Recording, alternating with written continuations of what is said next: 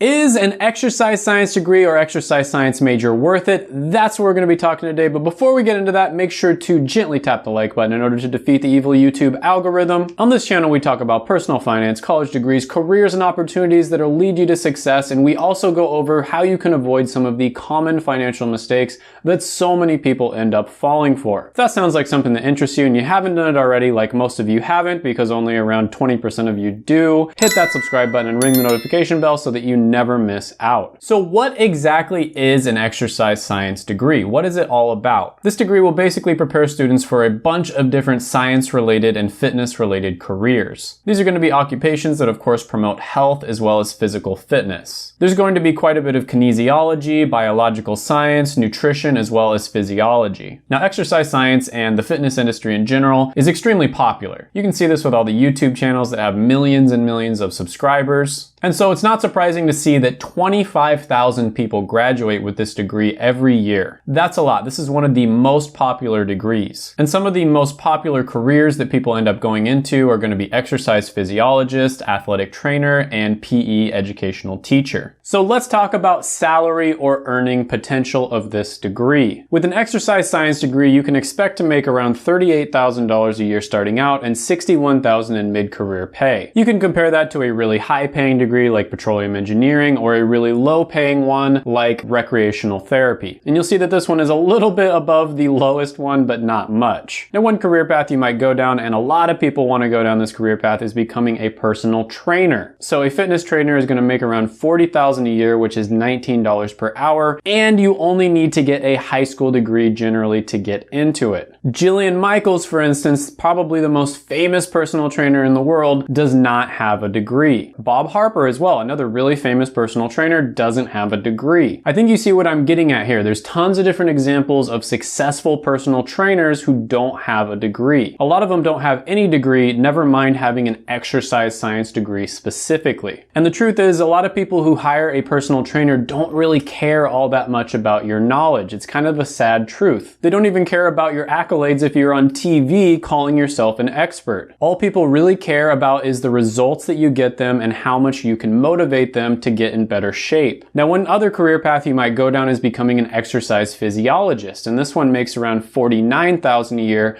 which is $23 an hour. Now, all degrees out there make around $2.4 million over a lifetime, according to the Census Bureau. And exercise science is a biological science, which makes on average around $2.3 million over a lifetime. That's below average, and exercise science is one of the lower ones in that group of degrees of biological sciences. So one of the good things is if you are able to become a personal trainer, that's one of those careers out there that's relatively entrepreneurial where you kind of get what you put in. There's physical trainers on YouTube, for instance, that make millions of dollars a year. So it's one of those careers, kind of like a real estate agent, for instance, that's going to be high risk but also high reward. However, overall, for most of the people who graduate with this degree, it's not going to pay all that well. I'm going to give this one a score of 5 out of 10. Next, we're going to be talking about satisfaction, and I break this one up into job satisfaction as well as meaning. Meaning is how much you think your job positively impacts the world, and job satisfaction is how much you enjoy doing your job on a day-to-day basis. Which, if you compare that to a really good one like radiation therapy, is 91%, and a really bad one like plastics engineering technology is 31%. One career path you might go down is athletic trainer, and for that one, the meaning score is 77% and the job satisfaction score is 78%, which again is well above average. Compare that to a really good one like clergy or a really bad one like a parking lot attendant. Now, I didn't know whether to classify this one as a health science degree or as a science degree, but health science degrees are the 5th least regretted type of degree, whereas science degrees like physical science and biological science are the 2nd most regretted. So it's really hard to say which one is which, but what you can say is it's not so easy for you to get a job with just a bachelor level degree. Now, with that being said, it's going to have a lot to do with factors that are completely outside the scope of this video. It's going to be totally subjective, and what matters to one person might not matter to another person. For instance, for some people, salary is going to be the most important thing, whereas for other people, maybe you're like a minimalist or something, salary isn't going to matter that much. It's also going to change depending on where you live, the company you work for, the industry you work in, who you work with, what kind of pace the environment is. Is it fast-paced? Is it not fast-paced? Is it a leadership position or is it not a leadership position? All kinds of different things are going to change your job satisfaction. But overall, I'm going to give this one a pretty good score of 8 out of 10. Now, when it comes to demand, when you look at a personal trainer, for instance, there are a lot of them out there. There's 373,000 and it's growing at 15%, which is much faster than average, meaning over the next 10 years, there's going to be 57,000 jobs that are created. But again, you only need a high school diploma in order to get into this one, generally speaking. So you're going to be competing with a lot of other people for those jobs. And I'm not really surprised there that this one is so popular. Personal trainers are becoming extremely popular. I mean, I'm thinking about getting one myself, especially with the quarantine belly that I've put on. Or at least I will whenever the gym's open. About what, 20 or 30 years? Another career you might go down is becoming an exercise physiologist, and they are growing at around 11%, which is much faster than average as well. However, again, there's not that many jobs out there, only around 19,000, meaning over the next 10 years, there's going to be 2,200 new jobs that are created. And this is a very popular degree where tons of people are graduating with it every year because they're so passionate about exercise, and it's just simple supply and demand. There's not going to be enough job openings for all of those people. So one test that I like to do is to type into monster.com exercise science degree, and you'll see that only 709 jobs pop up. For a computer science degree, you're going to see 141,000, and for anthropology, one that's not very good, you're going to see 800. So this one is actually below the lowest bar. It's worse than the one that I use as an example of one that's not very good. And that's not a good sign. That's way worse! Now, I'll admit that's not a perfect test by any means, don't get me wrong. But overall, when it comes to getting a bachelor's degree for this one, there's not going to be very much demand. I'm going to give this one a score of 4 out of 10. Next, we're going to be talking about X factors, and that's anything that didn't make it into the other lists. So for instance, we're going to be talking about automation, how easy it is to outsource, how flexible the degree is, how flexible different career paths are, the skills that you learn and how valuable they are. So let's classify this one as a biological science degree, and over a lifetime, you're going to make around $2.3 million. That's a little bit lower than the average of $2.4 million for all different types of degrees and all different types of occupations. So generally speaking, biological science degrees are pretty average when it comes to how much money you make over a lifetime. And it gets even a little bit worse when you consider the fact that many people who get a science degree end up going to grad school, getting a master's or a doctorate, which means they have more investment, both time as well as money in many cases. And of course, if you get a master's or a doctorate, you're probably going to earn more money, but at the same time, it's likely going to take a lot more time and you might end up deeper in student loan debt. Now, when it comes to the skills that you learn, I couldn't find a skill that perfectly matches up here. The closest one that I found was physical therapy, and that had a rating of 66 out of 100 on the skills index, whereas, something like software engineering, it's really good, is 88 out of 100, and industrial sewing is 8. So physical therapy ranks really high, but I'm pretty sure they're more referring to the career of physical therapist. That probably doesn't apply nearly as much as exercise science, although quite a few exercise science majors end up going on and becoming physical therapists. So when it comes to the skills there, I think obviously exercise science is a very, very valuable skill to learn. If you're able to keep yourself healthy throughout your lifetime,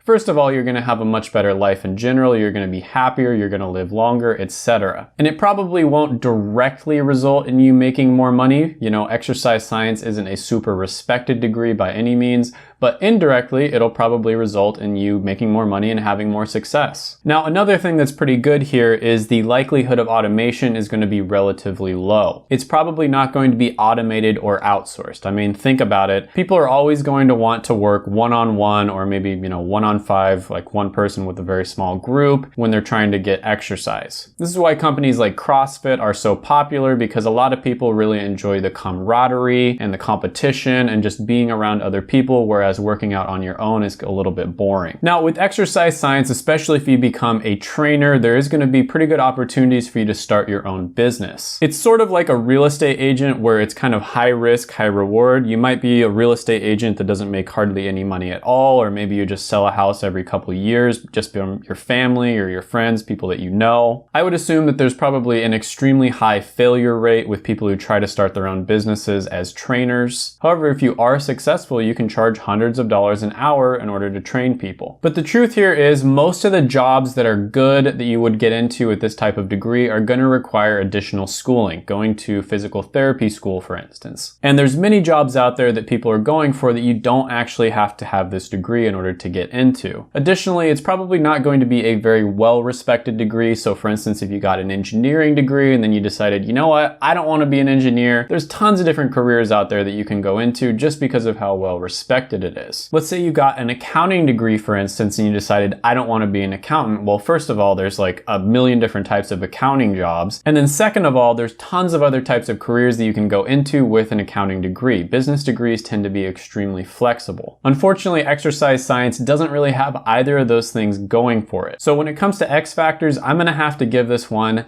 a 5 out of 10. So the pros here are you're probably going to have a very high job satisfaction rating. You'll also likely stay in shape, which is really good. It'll make you happy overall, and it'll probably lead you to having more success. And it can be a really good stepping stone degree where you're going to learn a lot about the body if you're thinking about majoring in something in healthcare. The cons here are that it's going to be relatively low income for a lot of different careers. The jobs that require a bachelor's degree generally are going to be very saturated. There's just way more people graduating than the number of jobs out there, and a lot of the higher paying careers are going to require further study. So overall, I'm going to give this one a 5.5 out of 10. Now, like I always say, this is extremely subjective. For one person, it might be 10 out of 10. For another person, it might be 1 out of 10. I think a lot of people are going to argue that although a lot of physical trainers out there don't have a degree, more of them should have a degree because they'd probably know what they're doing better. There'd be a lot less injuries and all that sort of thing. And hey, I'm not going to argue with you. I'm just presenting the facts to you guys, and you can do what you want with them. If you still want to go down this career path, you know, there's something that you're looking for, just make sure that you plan it out and you know exactly what you're getting yourself into. Talk to people that are in the career paths that you want to go down. They've maybe gotten the degree, and ask them what you should do in order to stand out and increase your chances of success. They'll probably say something like getting internships, work experience, learning extra skills, networking, getting actual, you know, work experience is a really big one with this. And just kind of some food for thought here, stuff that I researched that I didn't necessarily put in the script. You could become a personal trainer, a gym manager. You could become a teacher. You could also work for the government. If you want to go to extra school, you could become a healthcare worker. There's a lot of great healthcare opportunities out there. So one obvious example is if you wanted to become a physical therapist, that would make a lot of sense for you to get an exercise science degree. So if your plan is to become a physical therapist, this one could make sense for you. But I think just overall, the recommendation that I give is for people to make sure that they secure the bag with their undergraduate degree. And the reason for this is because plans change all the time. I swear, when I was first in undergrad, when I was taking all these like chemistry classes, biology classes, etc., it seemed like everybody was a pre-med major. Most people thought that they knew what they wanted to do, but they ended up changing their mind. So it's always good to have a backup plan, and getting a degree in undergrad where you know for sure that you can get a job is a good idea. Even if you end up deciding that you want to go to grad school, at least it's your choice and it's not something that you have to do. There's a big difference there. But overall, if you want help finding a perfect college degree for you, check out my college degree ranker down in the description below. It's going to be in my Patreon where I upload exclusive content. And if you haven't done it already, go ahead and gently tap the like button, hit the subscribe button, ring the notification bell, comment down below any thoughts, comments, criticisms, etc., especially if you've gotten an exercise science degree. Share this video with all of your friends, and definitely do not forget to check out my other videos right here. I made them just for you.